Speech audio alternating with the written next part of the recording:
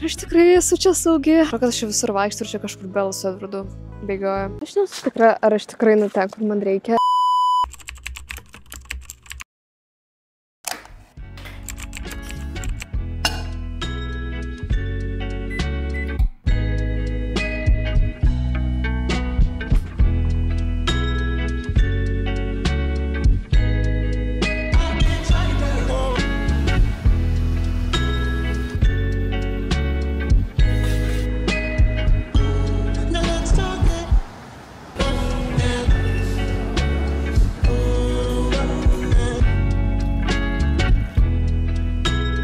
Kol kas su Vancouveriu jaučiu tokį love and hate santykį, nes iš vienos pusės šitas miestas, ypač jo downtownas, atrodo žiauriai kietas. Jis yra labai gražus ir žmonės čia tokie faini. Ir gamta aplink Vancouverį yra labai graži, bet yra ta pusė, kad čia yra tikrai gana didelė problema su narkotikus naudojančiais žmonėm. Aš čia dėl to nesijaučiu visiškai saugiai. Netgi dienos metu, aš kol vaikštu, man būna toks, ar aš tikrai esu čia saugi. Yra šitas aspektas ir jis gana jaučiasi. Bet kuo man Vancouveris dar kol kas labai patinka, tai kad aš čia, o Jezu, kas čia, pelytė?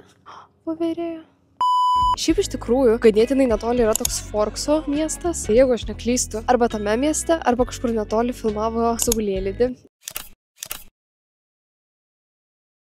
Ir iš tikrųjų, čia nežinau, dėl tų miškų, ypač, pavyzdžiui, vakar buvo lietinga diena, aš realiai jaučiuosi kaip kažkuriam iš Saulėlydžio epizodų. Ir aš su to filmu užaugau, aš tą filmą iki šiol žiūriu, kad ir kiek jis yra cheesy, man dėl to labai patinka čia atmosfera.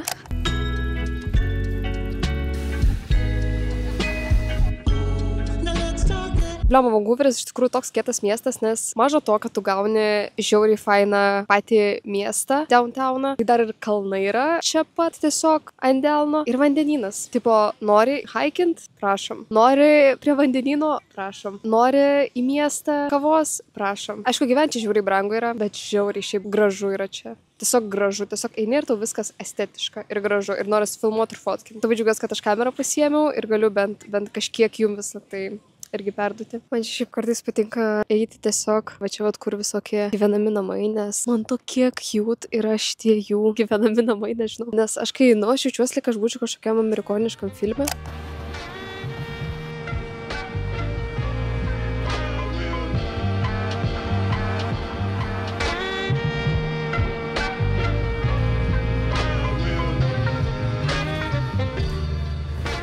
Nesu tikra, ar aš tikrai ten, kur man reikia, nes kažkaip netaip pasižiūrėjau autobusą. Man dabar dar apie pusvalandį eiti iki tokio parko, bet čia žinau, kad mes kol žiūrėjom autobusu, aš supratau, kad čia tai bus Saulėlydžio vaibas labai stipriai. Ir kažkaip, nežinau, arba aš tiesiog einu kažkokiu keliu, kur šiaip žmonės neina, arba galimai dėl to, kad čia šiaip lietinga diena yra. Dabar šiaip yra 12 ir man atrodo apie 4 turėtų prasidėti normalus lietus. Tai aš spėju, kad šiandien neturėtų būti daug žmonių, nes, tiesiog ketvirtadienis. Ir šiaip aš dabar supratau, kad labai buvo gera idėja atvaryti Kanadą rudenį, nes čia kažkaip viskas dar labiau kanadietiškai. Klevai, klevų lapai. Žinot, ką aš supratau? Ai ne, norėjau sakyti, kad nesu ragavus čia klevų sirupo. Nors iš tikrųjų nesu aš ragavus klevų sirupo. Max, ką aš čia esu ragavus, tai saldainiuką. Ten aišku, jis toks grynas iš klevų sirupo. Bet bliamba, reiks taisyti šitą dalyką. Aš jau labai noriu paragauti tą tokį, žinot, amerikietiškus pusryčius, kur būna blynai tie tokie filmuose klevų sirupu.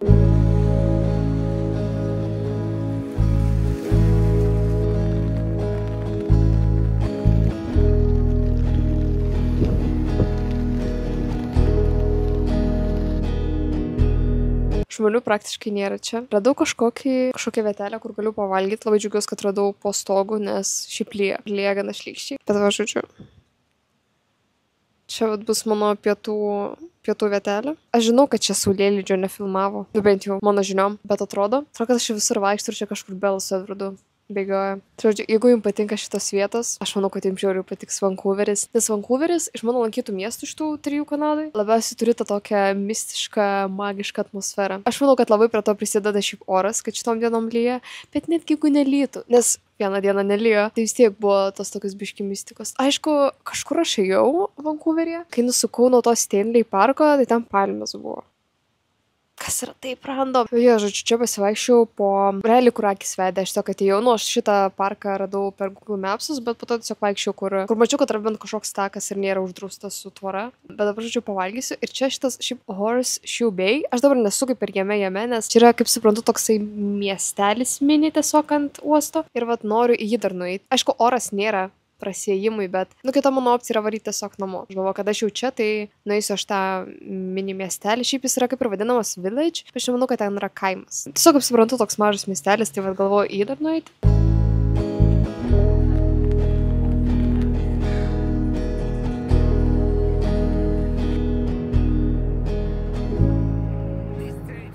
Užsisakiau kiaušinius ir šitos buttermilk blynus. Ir čia su savimi davė klevų sirupą, laktą sviestą. Pagrinde, aišku, atėjau dėl blynų.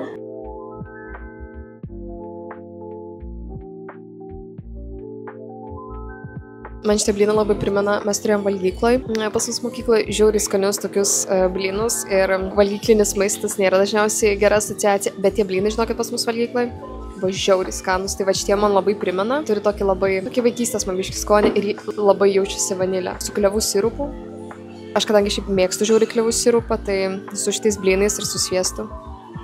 Man reikia pakuotis. Esmė yra tame, kad aš skrisiu su oro linijom, kurios pasirodo, nes aš skridau Vancouverį su jom, tokia Flair Airlines. Ir aš žiauriai griežti su išmatavimais. Man šiaip sakė apie tai. Aš galvojau, nu, apie daug oro linijų sako, kad griežti yra su išmatavimais, bet iš tikrųjų manęs iš tikrųjų gyvenime netikrino mano bagažų niekad, kad ir kiek aš skraidžiau. Bet čia, žinokit, patikrino ir aš manau 100% tikrins ir vėl, nes čia nėra taip, kad tipo random žmogų paima ir patikrina. Čia visus tikrina. Tikrina labai griežtai. Buvau visai chill dėl bagažo. Šiaip mano lagaminas telpa, mano kuprinė, žiūrint, kaip aš ją supakuosiu. Jeigu aš pilnai išnaudoju jos erdvę, jinai netelpa, biški panikuoju, bet labiausiai man gaila, kad aš čia maisto kažkaip pripirkau. Kas man atrodė yra protinga idėja, dabar aš pradedu tuo abejoti. Tiksliau, tai buvo protinga idėja, tiesiog nereikėjo tiek daug man maisto pirkti. Tai dabar galvosiu, kaip pakuotis viską ir paupdatinsiu jūs prieš skrydį. Kaip ne kaip susipakavau daiktus, bet yra viena problema, žodžiu. Šiaip žiūri faina, kad man šeimininkė Airbnb leido palikti čia daiktus, nes mano skrydis yra 11 vakaro.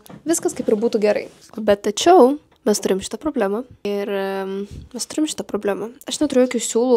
Šiaip teoriškai neturėtų nieko iškristi, nes tai nėra smulkių daiktų, bet man vis tiek reikės išspręsti šitą problemą. Bet čia turbūt aš padarysiu, kai jau atskrisiu rytoj į Toronto. Kadangi laiko skirtumas yra ir kadangi šiaip skristi iki Toronto 5 valandas, man atrodo, aš, žodžiu, 11 vakarą išskrisiu iš Vancouverio ir 7 ryto jau būsiu Toronto. Tai toks naktinis skrydis gausis. Tai esu jau Vancouverio oro uoste. Jeigu jums patiko šis vlogas, jeigu taip, tai nepamirškite paspausti like ir jeigu norite daugiau pamatyti mano kelionių, nepamirškite manęs užprenumeruoti. O šiaip Vancouveris man iš tikrųjų turbūt yra gražiausias miestas iš tų, kuriuose aš lankiausi ir jo atmosfera. Ačiū visiems, kad žiūrėjot ir iki kitų vlogų.